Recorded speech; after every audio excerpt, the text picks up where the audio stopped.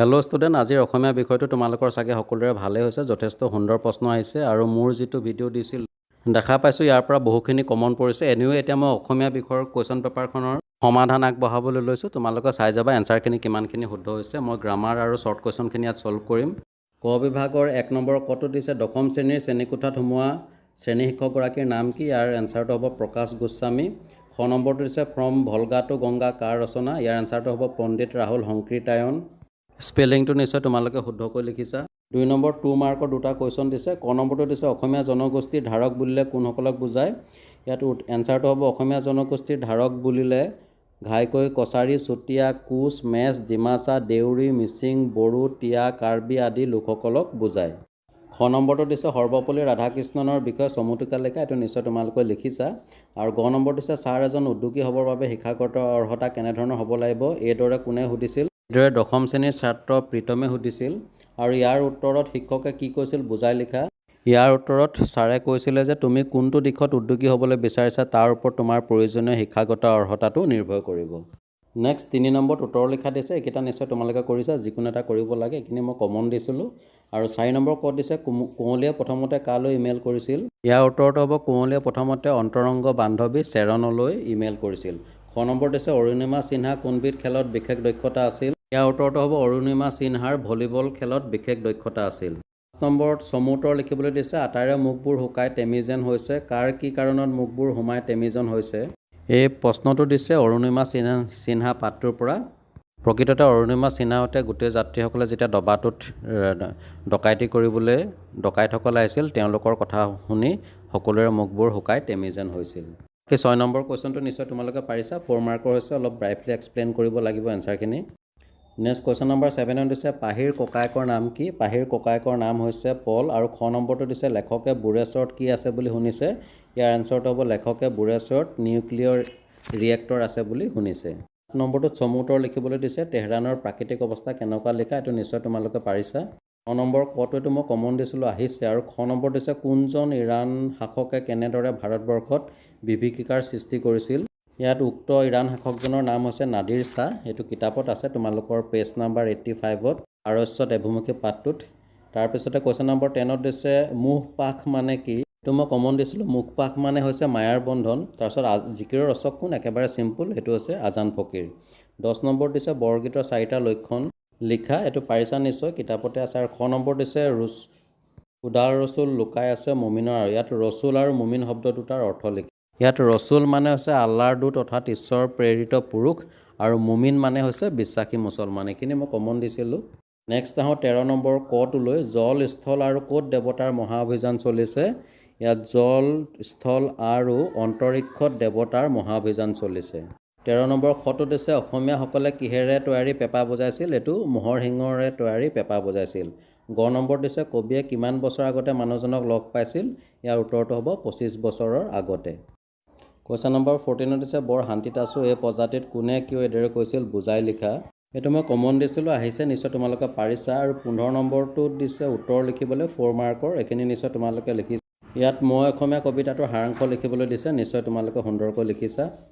16 নম্বৰত ভাৱ বিষয়ক অৰ্থাৎ ব্যাকৰণৰ কেইটামান প্ৰশ্ন দিছে। কটোত দিছে তলৰ যিকোনো এটা শব্দৰ সন্ধি ভাঙা। হিমালয়, হিমালয়টো হ'ব হিম যোগ আলয়। দেৱৰ্ষিটো হ'ব দেৱ যোগ ঋষি। সজ্জনটো হ'ব সৎ যোগ জন। খ নম্বৰ দিছে তলত দিয়া যিকোনো এটা শব্দৰ মূৰ্ধন্য ণ বা মূৰ্ধন্যাক্ষ হোৱাৰ কাৰণ লিখা। মই গোটেইকেইটাৰে এনচাৰ কৈ দিছোঁ। প্ৰথমটো দিছে তৃণ, এইটো ৰিৰ পাছত থকা দন্ত ন সদায় মূৰ্ধন্য ণ হয়।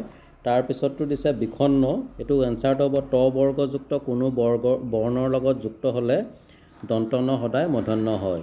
তাৰপিছতো দিছে বিষম, বিষমটোৰ এনচাৰটো হ'ব বি উপসৰ্গৰ পাছত থকা সম শব্দৰ দন্ত হ সদায় মূৰ্ধন্যাক্ষ হয়। গ নম্বৰ দিছে তলৰ যিকোনো এটাৰ ব্যাক বাক্য সমাসৰ নাম লেখা। প্ৰথমটো দিছে ধেনুহৰ, এইটো হ'ব ধেনু আৰু হৰ ব্যাক বাক্যটো, আৰু সমাসটো হৈছে দ্বন্দ্ব সমাস। তাৰপিছত দিছে পঞ্চৱতী, হ'ব পঞ্চবাতৰ সমাহাৰ ব্যাক বাক্যটো, আৰু সমাসটো হ'ব দ্বিগু সমাস। নেক্সট দিছে পীতাম্বৰ, পীতাম্বৰৰ ব্যাক বাক্যটো হ'ব পীত বৰণৰ অম্বৰ পিন্ধে যি, আৰু ইয়াৰ সমাসটো হ'ব কৰ্মধাৰয় বহুব্ৰীহি সমাস। তাৰপিছত ঘ নম্বৰ দিছে তলত দিয়া বাক্যটি সৰল বাক্যলৈ পৰিৱৰ্তন কৰা। যদি পৰিশ্ৰম কৰা তেন্তে নিশ্চয় সাফল্য লাভ কৰিবা। ইয়াৰ উত্তৰটো লিখিব পাৰোঁ পৰিশ্ৰম কৰিলেহে নিশ্চয় সাফল্য লাভ কৰিবা। নম্বৰটো দিছে যথাস্থানত জ্যোতি চিহ্ন বহুৱা মানুহজনে কৈছিল মই পুখুৰীটো সাঁতুৰি পাৰ হ'ব পাৰোঁ। এইটো মানুহজনে কৈছিল এটা কমা দিব লাগিব আৰু বাকী মই এই পুখুৰীটো পাৰ হ'ব পাৰোঁ এইটো ঊৰ্ধ্বকমাৰ ভিতৰত ভৰাই দিব লাগিব, যিহেতু মানুহজনৰ কথাখিনি কোৱা হৈছে ইয়াত। প্ৰথম নম্বৰ দিছে তলৰ যিকোনো এটা শব্দৰ বিপৰীত শব্দ লিখা। আকৰ্ষণ, আকৰ্ষণৰ বিপৰীত শব্দ হ'ব বিকৰ্ষণ। হাঁহি, হাঁহিৰ বিপৰীত শব্দ হ'ব বিষাদ আৰু বাহিৰৰ বিপৰীত শব্দ হ'ব ভিতৰ। দ্বিতীয় নম্বৰ দিছে এটা শব্দত প্ৰকাশ কৰা যি ৰাতি চৰে, এইটো হ'ব নিশাচৰ। চুবাই খোৱা বস্তু, এইটো হ'ব চব্য, প্ৰথম বতীয়কাৰ। তাৰপিছত দিছে সখীৰ মাক, এইটো হ'ব আমৈ। 11 নম্বৰ দিছে তলৰ যিকোনো এটা শব্দৰ সমাৰ্থক শব্দ লিখা। হাত, হাতৰ সমাৰ্থক শব্দ হ'ব বজাৰ। গছ, গছৰ সমাৰ্থক শব্দ হ'ব বৃক্ষ। পুৰণি, পুৰণিৰ বিপৰীত শব্দ হ'ব প্ৰবীণ। নম্বৰটো দিছে তলত দিয়া যিকোনো এটা শব্দৰ প্ৰত্যয় ভাঙি দেখুওৱা। মগনীয়া, এইটো মগ যোগ অনিয়া। লিখোঁতা, লিখ যোগ অতা। ঘৰুৱাটো ঘৰ যোগ অৰুৱা। সেইটো নিশ্চয় পাৰিছা তোমালোকে। নিয়মটো দিছে তলৰ যিকোনো এটা শব্দৰ অৰ্থ প্ৰকাশ হোৱাকৈ বাক্য ৰচনা কৰা। ধনুক থাৰ্মাক, চুকৰ ভেকুলী, ধুদৰ পচলা। তো ইয়াৰ যিকোনো এটা কৰিলে হয়, নিশ্চয় তোমালোকে পাৰিছা। 17 নম্বৰ দিছে তলৰ যিকোনো এটা প্ৰশ্নৰ উত্তৰ লিখা। ভাৱ সম্প্ৰসাৰণ কৰিবলৈ দিছে। চুৰ গ'লে বুদ্ধি, বৰষুণ গ'লে জাপি। এইটো মই কমন দিছিলোঁ, নিশ্চয় তোমালোকে পাৰিছা। বাকী 18 নম্বৰ যিটো ৰচনা লিখিবলৈ দিছে 8 মাৰ্কৰ, ইয়াৰ ভিতৰত ক নম্বৰ যি দিছে তোমাৰ প্ৰিয় সাহিত্যিক, এইটো মই কমন দিছিলোঁ, এইটো আহিছে। তাৰপিছতে বাকী নিশ্চয় তোমালোকে কেইটা পাৰিছা, যিকোনো এখন লিখিলেই হ'ল। তোমালোকৰ যিখন দ্ৰুতপাঠ বৈচিত্ৰ্যময় অসম, তাৰ পৰা মই যেনেধৰণে কমন দিছিলোঁ তেনেধৰণে কুৱেশ্যন আহিছে। যদি প্ৰেক্টিছ কৰিছা নিশ্চয় তোমালোকে পাৰিছা। এখন সুন্দৰ প্ৰশ্ন কাকত হয়। আজিৰ পেপাৰখন বৰ জটিল নহয় দেখা পাইছোঁ। মূলভাৱ লিখিবলৈ দিছে, আমি ভালকৈ পঢ়িলোঁ ইয়াৰ যিটো সাৰাংশটো লিখিব লাগে। তাৰপিছত আহোঁ খ বিভাগ গ্ৰুপ বি লৈ। তো 22 নম্বৰত দিছে অতি চমুতৰ লিখা। ক নম্বৰ দিছে অসমীয়া গদ্য সাহিত্যৰ জনক কোন, এইটো হৈছে বৈকুণ্ঠনাথ ভাগৱত ভট্টাচাৰ্য। খ নম্বৰ দিছে হেমচন্দ্ৰ গোস্বামীৰ প্ৰথম অসমীয়া চনেটটোৰ নাম কি, প্ৰিয়তমাৰ চিঠি। এইখিনি কমন দিছিলোঁ মই। 23 নম্বৰ দিছে তক্ষশিলা বিশ্ববিদ্যালয়ত কি বিষয়ত শিক্ষা দিয়া হৈছিল। তো ইয়াৰ এনচাৰটো হ'ব তক্ষশিলা বিশ্ববিদ্যালয়ত মুঠ 18 বিধ শিক্ষা দিয়া হৈছিল। তাত ভাস্কৰ বিদ্যা, চিত্ৰাংকন, মূৰ্তিকতা আৰু আন হাতেৰে কৰা বিদ্যা শিক্ষা দিয়া হৈছিল। এইখিনি কমন দিছিলোঁ। খ নম্বৰ দিছে কুৰুক্ষেত্ৰ যুদ্ধত কৌৰৱ বিশিষ্ট সেনাপতিসকলৰ নাম লিখা। এইটো নিশ্চয় তোমালোকে পাৰিবাই, মহাভাৰত চোৱাই সকলোৱে। নেক্সট আহোঁ 24 নম্বৰ খটোলৈ আৰ্য শিক্ষাৰ কলাবিদ্যা কিমানটা, এইটো মুঠতে 64টা। তোমালোকৰ কিতাপত আছে পেজ নাম্বাৰ 116ত। তাৰপিছতে 25 নম্বৰটো দিছে অতি চমুতৰ লিখা। কপিল মুনিৰ মাতৃ কোন আছিল, কপিল মুনিৰ মাতৃৰ নাম আছিল দেৱহূতি। এইখিনি প্ৰায় মই কমন দিছিলোঁ, দেখা পাইছোঁ প্ৰায় 90% আহি গৈছে মোৰ ভিডিঅ'টোৰ পৰা। তো ইয়াৰ পাছতে মই ছ'চিয়েল ছায়েন্সৰ কাৰণে এটা ভিডিঅ' বনাই আছোঁ, এক্সামৰ আগে পাই যাবা তোমালোকে। তো আশা কৰোঁ অসমীয়াৰ দৰে তাতো মই সফল হ'ব পাৰিম। 28 নম্বৰ কটো দিছে তলত দিয়া যিকোনো এটা শব্দৰ বিপৰীত শব্দ লিখা। উন্নতি, উন্নতিৰ বিপৰীত শব্দ হ'ব অৱনতি। কলা, কলাৰ বিপৰীত শব্দ হ'ব বগা।